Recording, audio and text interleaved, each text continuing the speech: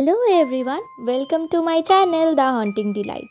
পুতুল এই জিনিসটা কোনো বাচ্চার খুবই কাছের হয়, আর যে কোনো বাচ্চাই খুব পছন্দ করে পুতুল।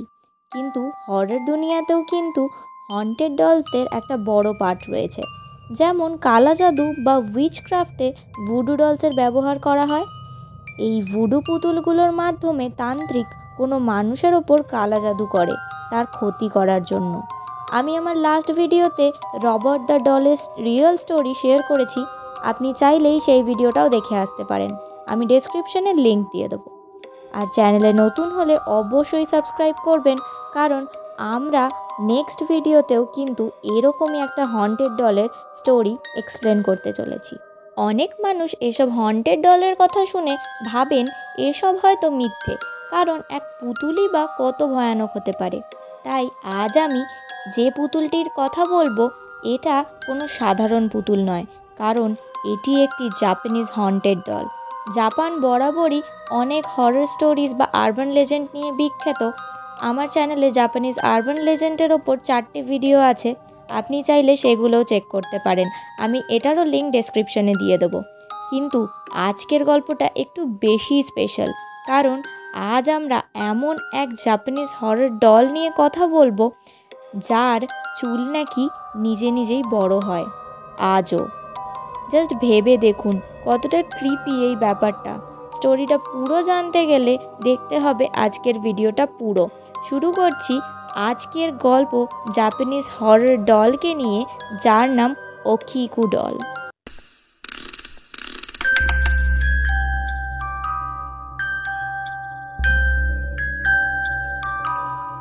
গল্পের শুরু হয় 1918 সালে, যখন ইকিচি সুজুকি নামের একটা 17 বছরের ছেলে তার জমানো সব পয়সা নিয়ে মার্কেটের সব খেলনার দোকানে গিয়ে একটা পারফেক্ট ডল খুঁজছিল, যেটা সে তার 2 বছরের ছোট বোন ওকিকুকে বার্থডে গিফট হিসেবে দেবে। কিন্তু অনেক দোকান খোঁজার পরও তার এমন কোনো পুতুল পছন্দ হলো না যেটা সে তার একমাত্র বোনকে বার্থডে গিফট হিসেবে দিতে পারে। সে খুঁজছিল এমন এক পুতুল যেটা যেন এতটাই সুন্দর হয় যে তার বোন একদম খুশি হয়ে যায়। অনেক দোকান খোঁজার পর ফাইনালি ইকিচি একটা দোকানের শোকেসে একটা পুতুল দেখতে পায়, যেটা দেখতে ছিল অনেক সুন্দর। এই পুতুলটি 40 মিটার লম্বা ছিল, আর এই পুতুলটি জাপানের ট্র্যাডিশনাল ড্রেস কিমোনো পরেছিল। এছাড়াও এই পুতুলটির কালো রঙের চুলে হেয়ার স্টাইল করা ছিল ওকাপা, যেটা kind of bob hair cut স্টাইলের মতো দেখতে হয়। ইকিচি তার মাত্র 2 বছরের বোনের জন্য এই পুতুলটি নিয়ে যায়, আর এই পুতুলটি পাওয়া মাত্রই ওকিকুর জীবনের সবচেয়ে প্রিয় পুতুল হয়ে ওঠে এটি। ওকিকু সারাদিন এই পুতুলটার সাথে খেলা করত, এক মুহূর্তও এই পুতুলটাকে তার হাতছাড়া করতো না সে। কিন্তু এই খুশি বেশি সময় থাকলো না, কারণ ওকিকুর শরীর কোনো অজানা রোগের কারণে হঠাৎ আস্তে আস্তে খারাপ হতে লাগলো। এই সময় ওকিকু প্রায় বিছানাতেই থাকতো সারাদিন, একদম উঠতে পারতো না। এই সময় তার সঙ্গী হয়ে ওঠে এই পুতুলটি, যাকে সে সারা দিন নিয়ে শুয়ে থাকতো। আর এরপর ঠিক 3 বছর বয়সে ওকিকু হঠাৎই মারা যায়। এই ঘটনায় তার ফ্যামিলি পুরোপুরি ভেঙে পড়ে, কারণ বাচ্চাটি তো কেবলমাত্র 3 বছরেরই ছিল। এরপর জাপানিজ ট্র্যাডিশন অনুযায়ী সব নিয়ম পালন করে বাচ্চাটিকে বাড়ি করা হয়। নিয়ম অনুযায়ী ওকিকুর সব জিনিসপত্র তার সাথে সমাধি দিতে হতো, কিন্তু সব কিছু তার সাথে সমাধি দিলেও পুতুলটি ওকিকুর সাথে সমাধি দিতে তারা ভুলে যায়। এখন কি আর করা যাবে, তাদের কাছেও তো ছোট্ট এই 3 বছরের মেয়েটির শেষ স্মৃতি হিসেবে এই পুতুলটাই ছিল। তাই তারা এই পুতুলটিকে সুন্দরভাবে গুছিয়ে ঘরে রেখে দেয়, সঙ্গে তারা এই পুতুলটার নামও ওকিকুই রেখে দেয়। কিন্তু কিছুদিন পর ইকিচি হঠাৎ নোটিস করে এই পুতুলটির চুল আগের থেকে বড় লাগছে। সে তার ফ্যামিলিকে জানায় ব্যাপারটা, আর কিছুদিন পর তারা আরও বুঝতে পারে এই চুলগুলো ঠিক মানুষের মতো। এই চুলগুলোর কোনো পুতুলের তো আর লাগছেই না, কারণ চুলগুলো এক্স্যাক্টলি মানুষের মতো ঝরে ঝরেও পড়ছে। ইভেন চুলগুলিতে স্প্লিট এন্ডসও দেখা যাচ্ছে। এসব দেখে তার ফ্যামিলি প্যানিকড হয়ে যায় আর ঠিক করে এই পুতুলটির চুল তারা কেটে দেবে।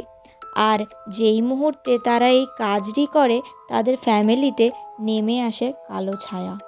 মেবি এটাই তাদের করা সবথেকে বড় ভুল ছিল, কারণ পুতুলটার চুল কেটে দেওয়ার পরই তারা দেখতে শুরু করে ভয়ানক সব স্বপ্ন, যেগুলো পুরো ফ্যামিলির ঘুম কেড়ে নিয়েছিল। তারা শান্তিতে থাকতেও পারছিল না, কারণ দিনের পর দিন এইসব স্বপ্ন আরও বেড়েই চলেছিল। এরপর তারা বিভিন্ন তান্ত্রিককে বাড়িতে ডাকে বাড়ির সব কিছু প্রবলেম দূর করার জন্য, কিন্তু তাতে লাভের লাভ কিছুই হয় না। উল্টে এসব ঘটনা আরও বাড়তেই থাকে। লাইক তাদের বাড়ির গেটে কেউ ঠক ঠক করতো, রাতের বেলা ছাদে কেউ জোরে জোরে আওয়াজ করতো, এছাড়াও বাড়ির মধ্যে বিভিন্ন সময় কারোর চিৎকারের আওয়াজও ভেসে উঠত। আর সেসব কিছু হরিবল স্বপ্ন তো ছিলই। এইভাবে কেটে গেল আরও 20টা বছর। কিন্তু এরপর তাদের ধৈর্যের সীমা আর রইল না। তারা ঠিক করলো তারা এই বাড়ি থেকে দূরে চলে যাবে, কারণ তারা মনে করছিল তাদের এই বাড়ির কাছেই অকিকুর সমাধি, তাই হয়তো এই সমস্ত ঘটনা ঘটছে। এই বাড়ির থেকে দূরে চলে গেলে হয়তো এসব ঠিক হয়ে যাবে। কিন্তু এই পুতুলটি যতই হন্টেড হোক, ছিল তো তাদের ছোট্ট মেয়ের শেষ স্মৃতি, কিভাবে ফেলে দেবে তারা? তাই তারা ঠিক করে এই পুতুলটিকে জাপানের মেনেনজি বুদ্ধিস্ট টেম্পেলে দিয়ে দেবে। আর এইখানে দিয়ে দেওয়া মাত্রই তারা তাদেরকে খুলে এই পুতুলটার কাহিনীও শোনায়। এরপর টেম্পেলের লোকরাও টেস্ট করে দেখতে চায় যে এসব ঘটনা আদৌ সত্যি না কি, তাই তারা এই পুতুলটির চুল আবারও কেটে দেয়। কিন্তু তারাও সেম জিনিস লক্ষ্য করে যে পুতুলটির চুল সত্যিই গ্রো করছে। আর এই টেম্পেলের লোকজনও দেখতে শুরু করে সেই সব ভয়ানক স্বপ্ন। তারাও এরপর চেষ্টা করেছিল পুতুলটিকে ক্লেন্স করার, কিন্তু কোনো লাভই হয়নি। এই পুতুল এই মন্দিরেই আজও সাজিয়ে রাখা আছে, আর এই পুতুলটি হয়ে উঠেছে ট্যুরিস্ট অ্যাট্রাকশনের একটি বড় জায়গা। আজও বহু মানুষ আসে এই পুতুলটিকে দেখতে, আর নাকি এই পুতুলটিকে দেখে যাওয়া মানুষ ফেস করে সেই সব ভয়ানক স্বপ্ন। বছরে একবার করে এই পুতুলটির চুল কেটে দেওয়া হয়, আর পরের বছর আস্তে আস্তে নাকি পুতুলটির চুলটা আবার বেড়ে যায়। বিভিন্ন রিসার্চ অনুযায়ী জানা গেছে এই পুতুলটির মাথার চুলগুলি সত্যিই কোনো হিউম্যানের, কিন্তু এই চুল থেকে ডিএনএ পেলেও কার সাথে ম্যাচ করবে? ওকিকু তো আর বেঁচে নেই, তাই এই চুলের রহস্য আজ অবধি রহস্যই রয়ে গেছে। কিন্তু আরও একটু ইন্টারেস্টিং ফ্যাক্ট হলো, এখনও কিছু মানুষ এরকমও দাবি করে যে আগে ওকিকু ডলের মুখটি নাকি সম্পূর্ণ বন্ধ ছিল, আর এখন ভালো করে লক্ষ্য করলে বোঝা যায় এই পুতুলের মুখটি অল্প খোলা অবস্থায় আছে। আর কেউ কেউ তো এরকমও দাবি করে যে এই পুতুলটি ভালো করে লক্ষ্য করলে এখন দেখা যাবে যে তার মুখের মধ্যে কিছু দাঁতও গ্রো করছে।